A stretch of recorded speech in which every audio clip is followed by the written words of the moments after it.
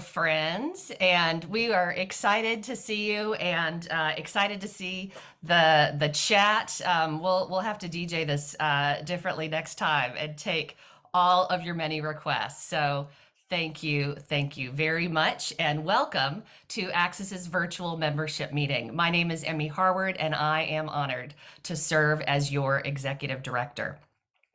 Though we are in locations around the world, ACCIS respectfully acknowledges that the majority of our members are situated on colonized lands with a long history of residence, tradition, and livelihood by Indigenous peoples.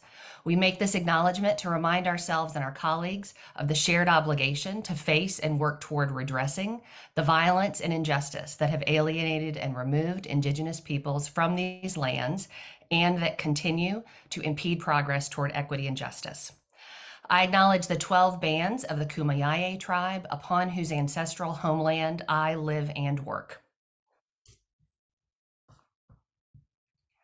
If you do not know whose land you occupy, you can research tribal maps of the Americas, for those of us in the Americas, online. And if your school does not yet acknowledge the sacred land upon which it sits, I encourage you to advance that recognition with those in position to make change in your community.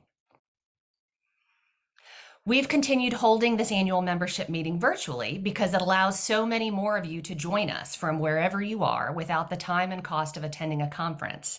But as hundreds of us will travel to Baltimore for NACAC next week, we hope to see many of you at our member reception, as well as at the many ACCIS events to come, both virtually and in person in the coming year. And I'm going to go off script for half a second and offer congratulations to the two ACCIS members who were recently elected to NACAC board service, Phil Moreno of Nueva School and Myra Simpson at Shorecrest Prep. Congratulations to both of you. Now I am very pleased and honored to introduce the chair of our Board of Trustees, Luis Trujillo of St. Anne's School in New York City. Thank you so much, Emmy. And yes, I want to echo that sentiment. Congratulations to both of our ACCIS members, and really thank you so much, Emmy. Before I start with my remarks, I want to thank our Board of Trustees who are here with us today. These 14 amazing humans are the consummate professionals who have helped shape and continue to shape the direction of this organization. For the past 3 years, I have witnessed their undying dedication to our work and putting your interest as college counselors in independent schools before anything else. This past summer, we also welcomed 5 new board members who will continue to expand and enrich the organization's future, and I cannot wait for all of you to get to know them throughout their tenure. For all that you do, fellow board members, thank you. As Emmy mentioned a moment ago, my name is Luis Trujillo. I'm an Associate Director of College Counseling at the St. Anne's School in Brooklyn, New York. And I am honored to serve as this year's board chair. While ACCIS feels like one big community of mentors and lifelong friends spanning the US and the globe, I realize that for many of you, this is the very first time that we're meeting. So hello, it's so lovely to see you, even if it's through Zoom. Over the Labor Day weekend, my husband and I took a last-minute trip to Austin, Texas, to burn in the sweltering Texas heat, indulge in some delicious Central Texas barbecue, and reunite with a dear college friend and her fiancé, who are now political science professors at UT Austin. While it had been well over 5 years since we last saw each other, our reunion felt like the physical distance between New York and Austin had not existed in the first place. Here, we're 2 couples, one queer and one straight, navigating the intersection of what it means to be Latine in the US. Here, we're 4 bilingual, multi-ethnic, double first-gen children of immigrants whose parents came from Nicaragua, Colombia, and Mexico, caught between the cultural expectations of our families' home countries and the foreign norms of their adoptive land. Throughout that weekend, I felt the restorative power of being in dialogue and in community, to be seen not as a fragment, but as a whole, to have each of our intersectional experiences affirmed and celebrated despite our constant divergence of opinions and lived experiences. To me, this moment underscored a constant.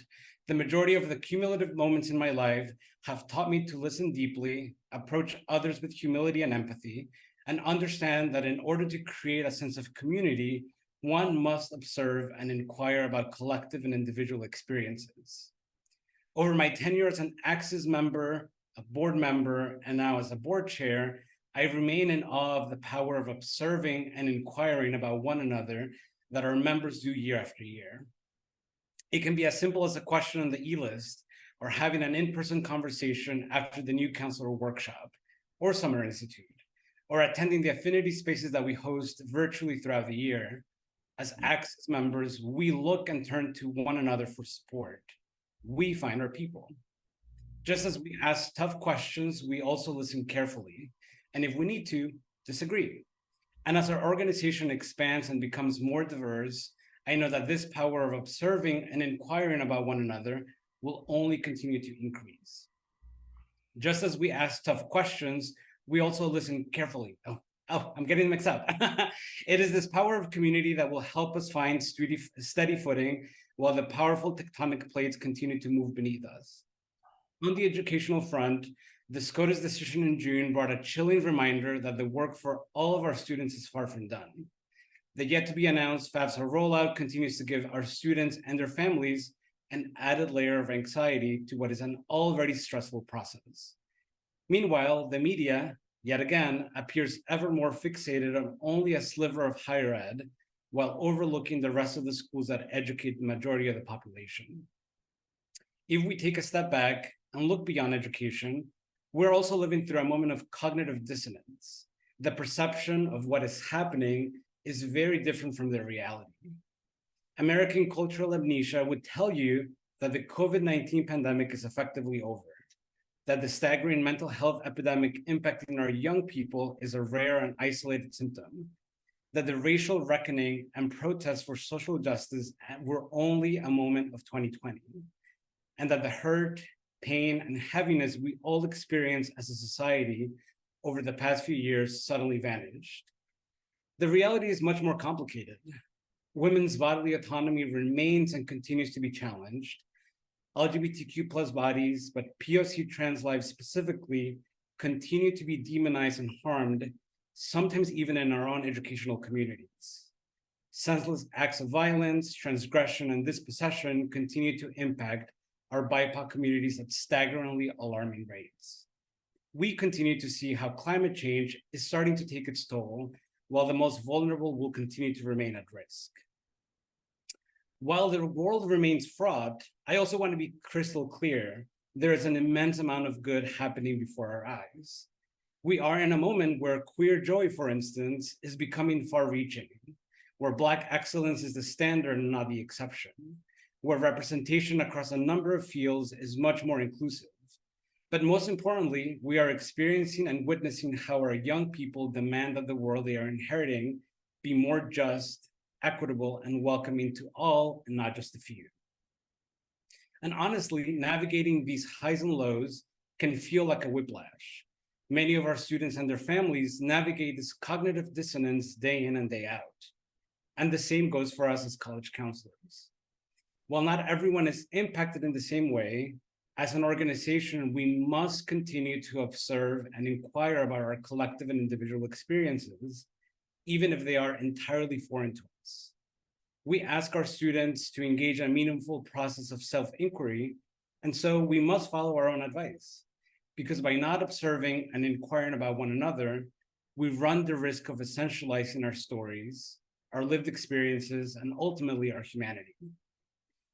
I chose to ascend the ranks of leadership within ACCIS to advocate fiercely for all of us college counselors. To me, this means pushing our organization to continue to foment the sense of inquiry about one another, while also articulating the transformative power of our roles within our school communities. After 15 years in education, I truly believe that our jobs remain elusive to those who are not college counselors. Our boards, heads of school might have a skewed view of what our roles entail. Our parents and sometimes even our students might think of us as gatekeepers, and our faculty might see us as an extension of school bureaucracy. The reality is that to be a college counselor is to have the capacity to hold. First and foremost, we must hold our students. We hold their hopes and aspirations, but it also means holding their parents and guardians, and in effect, we get to hold their whole village. At the end of the day, we're not just counselors. we get to wear the hats of family therapist, confidant, friend, mentor, coach, writing tutor, cheerleader, and so on. But the question on my mind has always been, who gets to hold us? My hope is that ACCIS is a place where we can do that, where you can just be. Because our jobs have changed considerably over the past couple of years, ACCIS must adapt so that we can be a meaningful place for you. This past year, we engaged in a year-long revision of our 2017 mission statement. Revamping and expanding our mission statement was an exciting endeavor precisely because it was required that we wrestle with the overarching why. In a few moments, you'll hear from Brian Burbank and Stacy Richardson as they officially unveil our new statements to all of you. At our June board meeting in Syracuse, we also charged our executive director with 3 goals that will continue to steer ACCIS in the right direction. 1, to continue our genuine commitment to DIB programming and messaging. 2, to assess and coordinate efforts on the continued and shifting higher ed landscape and how we might offer relevant guidance. 3, to continue our responsible membership growth over the next 3 to 5 years and articulate the power of ACCIS to a larger subset of schools in the US and abroad. I owe a great deal of gratitude to ACCIS and its members, and I hope that my service as board chair leaves this organization better than how I found it. I hope that the work we get to accomplish this year strengthens our already strong foundation while moving deliberately to ensure that our future members reap the work we've set so far. Community and stewardship will guide our work. So, as you settle into the fall, whether that is writing letters, counseling students, juggling multiple rep visits and parent meetings, allow ACCIS to be your place, where your individual and collective experiences are cherished and practiced. I look forward to seeing many of you in Baltimore next week, virtually throughout the year, or at one of our in-person programs. And much like a friend whom you haven't seen in years, may we find ourselves asking each other relevant questions, finding solutions to unexpected roadblocks, and relishing in knowing that we can pick up right where we left off. Thank you all so much. And now onto the business of our meeting. I'd like to introduce Brian Burbank and Stacy Richardson to share with you our new mission, vision, and DIB statements. Thank you, Louis, for that wonderful introduction and orientation for us today. Hi, everyone. As mentioned, I am Brian Burbank. Definitely excited to be here with you all today and to have the privilege, quite honestly, of working with the Strategic Directions Committee. First, a nod to Rod Skinner for chairing the committee and leading us through our efforts last year of developing these statements. And also an acknowledgement to the other committee members, Sharon, Megan, Louis, and Emmy, who contributed to this process being fun, intentional, and meaningful for our group and for ACCIS as an organization. Just wanted to give you all a sense of the scaffolding of our efforts. We worked last year across multiple months throughout the school year. And we began by identifying the purpose and work of ACCIS as an organization, who we serve, what our outcomes are hoped to be, and what we hope to give to our members. And that was pivotal as we began this work. We next looked at example statements, mission and vision statements of similar associations and organizations.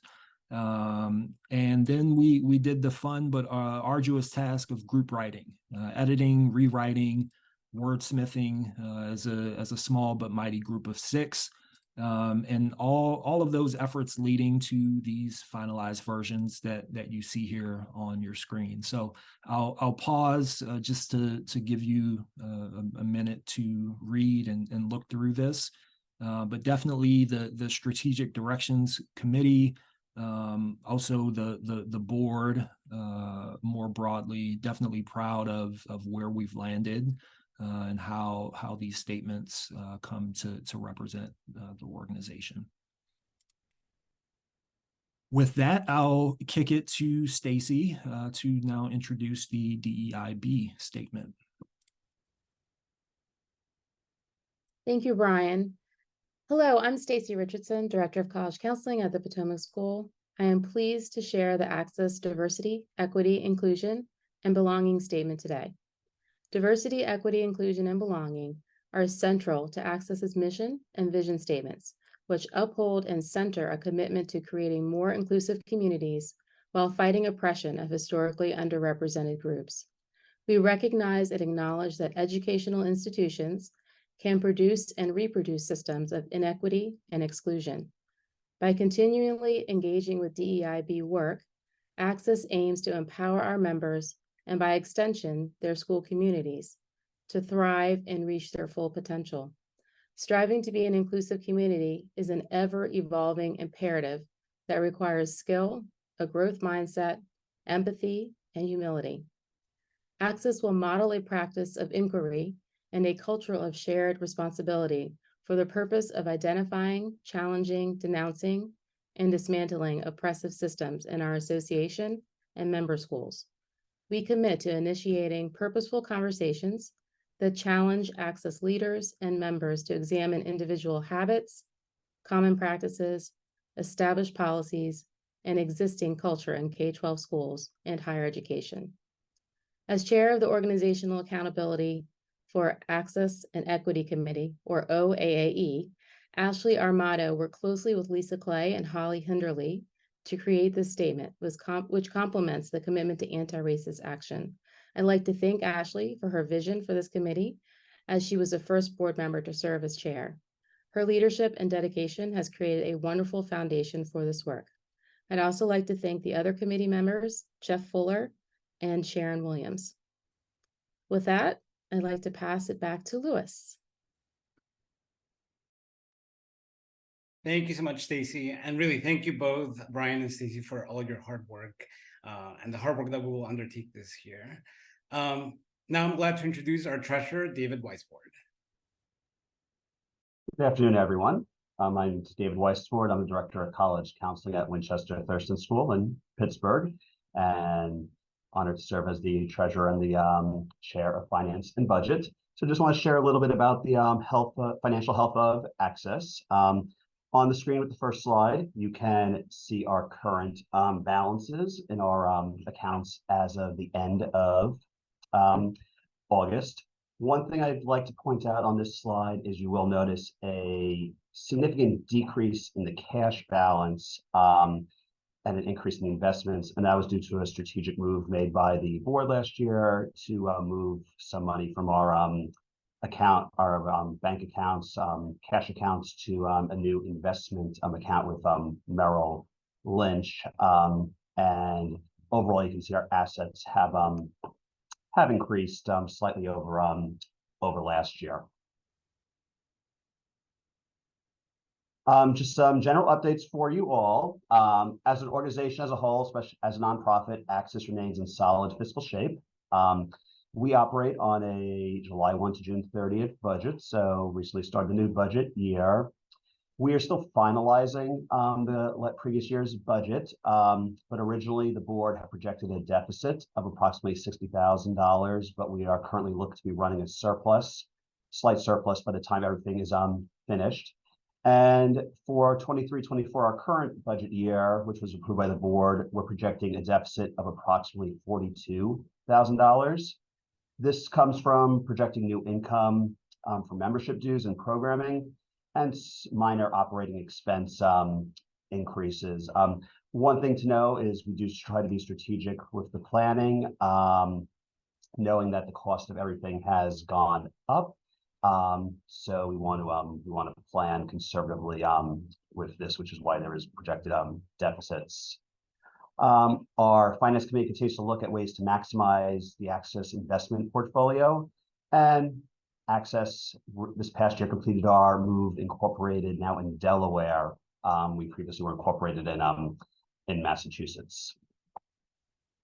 And just a fun fact, in case you were curious, This is currently how ACCIS targets our allocations, our investments. Our goal is the target allocation and the range, which is from the policy manual, but cash equivalents, which is also known as cash on hand or ready cash, in case of emergency, is our 5% allocation, equity 60%, fixed income 35%, and our goal is to have funds for investment that must be made in a prudent and conservative manner in order to avoid undue risk of capital loss. So with that, I'm going to pass it back to Emmy, and look forward to working with everyone over the next few years as the treasurer.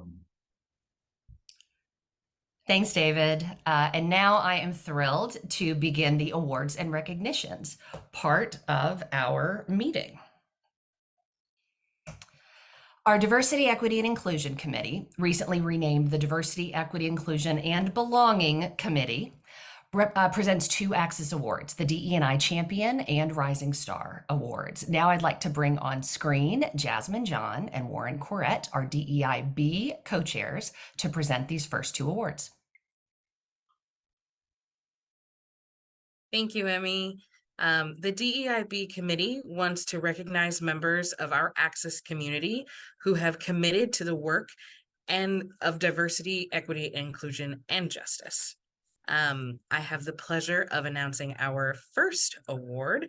The DEI Rising Star Award is given to a colleague with fewer than 5 years of college counseling experience, growing visibility within the school, community, ACCIS, NACAC, regional ACCIS, in DEI work, and demonstrated ability to challenge the normative culture within their respective community to create greater equity. Our honoree, Xavier McKinsey, came to Emma Willard School from Skidmore College, where he was an admission officer and in charge of DEI recruitment. As is customary for BIPOC folks and BWIs, Xavier was often tasked with supporting students of color, whether or not they were in his territory. When he came to Emma, his colleague and nominator, Ashley Bennett, asked how he would like to plug into the community.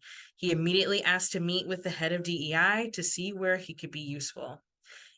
Xavier is a member of the Adult Diversity Leadership Group at Emma and is also the only Black man in a leadership role. Xavier makes it his mission to speak on issues important to the students and employees alike. He has been supportive of BIPOC employees who are uncomfortable speaking up for themselves, even in his first year.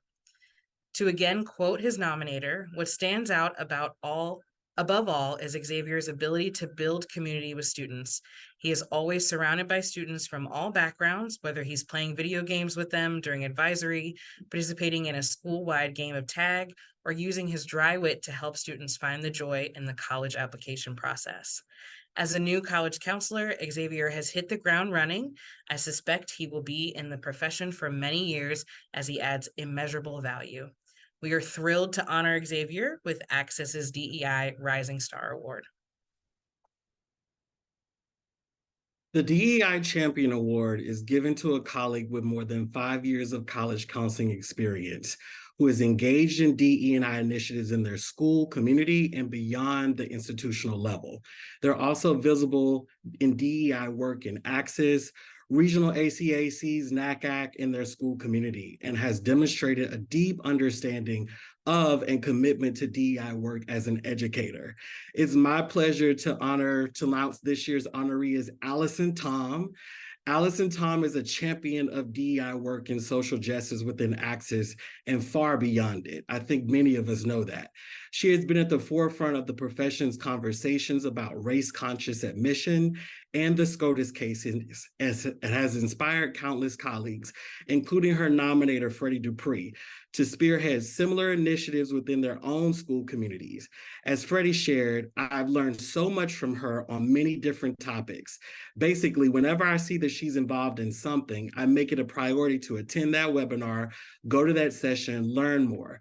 Her knowledge and passion are an unbeatable combination, and I truly consider her among the most important voices in our profession when it comes to DEI work. Her longtime colleague, Gabby McClogan, shared at Castellea, Allison helped launch an employee people of color affinity space to create community for adults on campus. She has helped lead significant improvements to our recruitment, hiring, and retention practices, and I've witnessed the results of her leadership and energy as EPIC's membership grows larger each year. She has helped us to better serve first generation to college students and parents, and has been courageous and tenacious as an advocate for students and colleagues, consistently being an upstander and encouraging others to do the same. Not only is Allison a co-lead of NACAC's AAPI SIG, her work supporting AAPI colleagues behind the scenes and encouraging them into more visible leadership roles has been extraordinary. Whether developing a session proposal to help colleagues better support trans students, engaging in critical conversations around race-conscious admissions, leading sessions on mitigating biases in letters of recommendation, or doing the difficult work of consistently and effectively speaking truth to power. We are all better counselors and educators because of Allison's leadership. We are grateful to you, Allison, and thrilled to honor you as ACCIS's DE&I Champion Award. And now back to Louis for the next award. Thank you, Warren and Jasmine, and congratulations to Xavier and Allison. And I have the pleasure of presenting our next award. In 2010, the ACCIS Board of Trustees established the Marty Elkins Award for Excellence in College Counseling, named after our first volunteer executive director, to recognize those whose work enriches our profession and who best embody the principle of the ACCIS mission statement. Each year, the board seeks nominations from the membership and selects a recipient for this award. I'm including some of the comments from the nominators on this honoree as we thank her. This year's 2023 Marty Elkins Award goes to Maria Morales-Kent. After her graduation from Occidental, where she overlapped by a year or two with a certain former US president, Maria Morales-Kent worked as an admission officer for the University of Pennsylvania, and that's when she first visited the Thatcher School. But before she joined the school community, in 1997, she worked for several years for a nonprofit and for the city of Los Angeles. As her nominator and former colleague Tony Franco shared, I firmly believe that you can't be in the same field if you don't keep up with the times. Maria has always listened to whoever she works with. As my mentor, Maria supported me in my development of becoming a college counselor by allowing me to take on duties beyond the traditional role of an administrative assistant. She allowed me to incrementally grow my confidence to know I belong in this work. Another former colleague shared that working with Maria was the first time she felt like a true counterpart. Maria is committed to the professional learning and development of others as much as her own. Maria has rooted her work in ethics, inclusion, and justice. She has supported the student-run Latinos Unidos program at Thatcher for over 10 years. She has always shared her personal story about education being a force for equity and justice. She's been living the work for more than 3 decades in the field, tirelessly and selflessly. Closer to our own work in ACCIS, Maria was one of the true founders of the association. While this is not a career achievement award, nor a service to ACCIS award, Maria Morales-Kent is beyond deserving on both fronts. Maria, thank you for all you have done for so many students and for over 600 schools and 2,200 college counseling professionals within the ACCIS membership. We literally wouldn't be here today without you. We turn now to honor the leaders who have served ACCIS in the past several years and who rotated off the leadership team over the summer. Ralph Figueroa. Just as you see in this picture, Ralph brings joy to his work, and he certainly brought that to the ACCIS board. He also brought care, thoughtfulness, and insight that helped us move forward as he led the governance and nominating committee.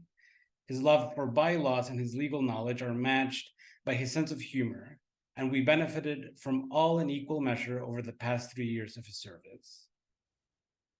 Jeff Fuller. Jeff's previous leadership experience made him a natural choice to join the ACCIS board.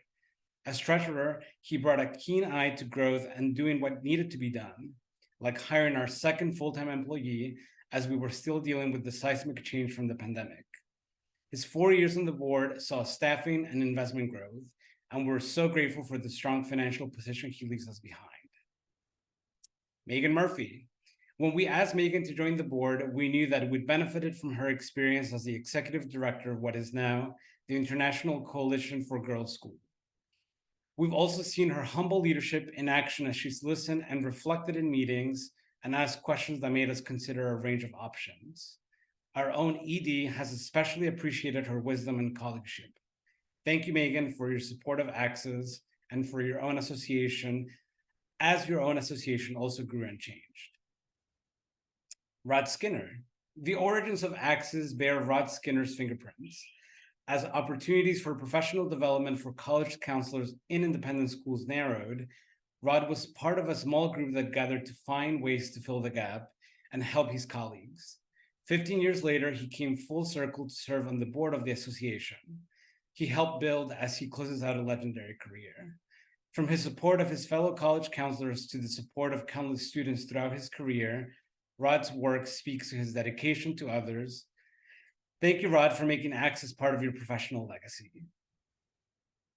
Vicki Thompson. Vicki's contribution to the profession are well known to many. She has led SACAG, has served on the NACA committees, and has mentored numerous college counselors and admission officers during her career. Her service to ACCIS as board chair was similarly notable for the wisdom and support she offered the board and the ED over the course of her term. The empathy and understanding she shows her colleagues makes it clear just how lucky her students and their families are to have her counsel. Thank you, Vicki, for your friendship and your leadership. And now I'll pass it back to Emmy to offer more thanks. Thank you, Louis. Now, I am pleased to honor the chair of one of our program committees who rotated out of her role over the summer. Michelle Davis had planned an ACCIS college tour and served the profession in countless ways already when she mentioned that she'd be interested in doing something else. I was thrilled when she agreed to serve as founding co-chair of our Diversity, Equity, and Inclusion Committee, a role she has brought insight and dedication to for the past 5 years. Michelle's work ethic and passion have led to the tremendous growth of this critical and mission-centered work of the association, and the programs and processes she's led and created have benefited all of our members and helped them to serve their own school communities. While she usually turns the spotlight on others, I'm glad and grateful to shine it on her today. Thank you, Michelle, for moving ACCIS forward so selflessly. I also want to echo Louis's thanks to our board members shared earlier. Congratulations to all of our award recipients. And I want to thank our program and operating committee chairs who do the majority of the work of ACCIS that you experience throughout the year. Thanks to all of these fine people, many of whom were new chairs this year and 2 of whom are new for the year ahead. These leaders ran virtual and in-person events like our DTA Today webinars, the first in-person Equity and Innovation Summit, New Counselor Workshop and webinars, and Summer Institute. They also worked to plan for the future as we introduced the popular ACCIS Brief, bumped up our presence on socials, laid the foundation for membership outreach and retention, and took a step back to assess our colloquium program. I also want to thank these 4 leaders who have coordinated our ACCIS 360 Review consultancy program and led a return to an in-person and full house new directors workshop. Both of these programs serve as excellent springboards to success for ACCIS member schools, and it has been a pleasure working with all of these colleagues. In addition to these chairs and coordinators, thank you to all of the committee members and program faculty who have served to support the work of these chairs and all of ACCIS over the past years. Among other independent school associations, we are unique in the amount of volunteer support that we receive, and please, please know we do not take that for granted. I also want to thank Linda Pierre, our Director of Member Services and Operations, who is running our slide deck right now and runs so much else so well. If you have met or emailed Linda, you know how valuable she is to the work of ACCIS, and I am so grateful to have her as a partner. Linda's expertise has made everything that we do better. As an example, our members-only reception we hold annually at NACAC, for example. If you are able to join us next Friday in Baltimore, you will have a chance to see Linda and friends and colleagues. If you are new to ACCIS, please come and meet other members during what we know is a busy and reception-filled night. Word to the wise, from your RSVPs, it seems we will have record turnout beyond what we anticipated. So know that we are incredibly excited to see you. And if the line is maybe a little too long when you first come through, by all means, come back and say hi later. We are also excited to come together again next summer for the ever popular New Counselor Workshop and Summer Institute. And I will be even more thrilled when we finalize where that will be. And though we had planned to have this info for you today, know that Linda and I are on it, and you will know as soon as possible so that you can plan and budget and join us in June. When 300 of us departed Syracuse in June after our last New Counselor Workshop and Summer Institute, we were anxiously and a bit cynically awaiting the Supreme Court decision on race-conscious admissions. We didn't have to wait that long. While this court may have removed one long-held and invaluable tool from the selective admissions toolbox, it did not take away the lived experiences and essential identities of our students and colleagues of color. It did not take away the value of diverse communities in higher education, the workplace, or anywhere else Ed Bloom seeks to bring a lawsuit. We know this because we live it in our schools. And despite the origins and histories of many, if not most, independent schools in this country, we can do it differently and better than those who came before us. As Lewis wisely reminded, and as we echoed in our new DEIB statement, we can enter our work with humility and empathy and meet our students where they are. We can listen and learn and stop giving our energies to people that so many of our spaces were created for in the first place, who now complain the loudest and most often that their voices are actually the ones being silenced. Earlier this week, I realized that upcoming college graduates weren't born, let alone remember, when the 9/11 attacks happened. I was barely a month into my first year as a college counselor in an independent school. It occurred to me that the images that were so clear in my own memory and the losses so many people experienced firsthand aren't a shared emotional connection. They aren't a remember where you were when for those students about to enter grad school or the workforce, including those who will walk through your doors as new admission officers or classroom teachers. I know that my own cultural touchstones aren't shared by current students, and I realize they may not even be shared by many of you. Because it isn't just about how much better Gen Xers are than basically anyone else ever. So rather than doubling down on my own experience, I need to remember to be open to learning about the touchstones and lived experiences of others so that I can be open and grow and adapt to a world that is, as Lewis said, ever-changing. The mission, vision, and DIB statements that were shared earlier are vital to our work going forward, and I'm thrilled to be able to continue to work for this association with those statements as our North Star. More than that, I feel a strong responsibility to all of you and those in your schools to examine existing practices and challenge systems of exclusion and entrenchment. Because while we should hold on to empathy and work for inclusion and belonging, we won't get there without giving up the things that have held back progress and held back our schools. I say at some point during every ACCIS event that none of us do this work alone. While coming together in person again feels normal now, so many of us are still feeling isolated and stretched to do more than ever before. So again, let ACCIS be your place. Let it be where your colleagues can hold you when you need support from holding so much for so many others. As we come to an end, please remember, take care of yourselves as you enter yet another academic year when it seems so many of the rules have changed all over again. But that doesn't keep you from the good work you do for students and your schools. And in case they may have forgotten to do so, thank you for all of that good work that you do. With that, friends, we keep it at a good clip, so we will call this meeting to a close. I want to thank all of the board members and chairs who were on this webinar today. I want to thank Linda for running everything behind the scenes, including the soundtrack. I hope to see you online or even better in person sometime soon. Thank you so much for your membership and your partnership in this essential community of ACCIS.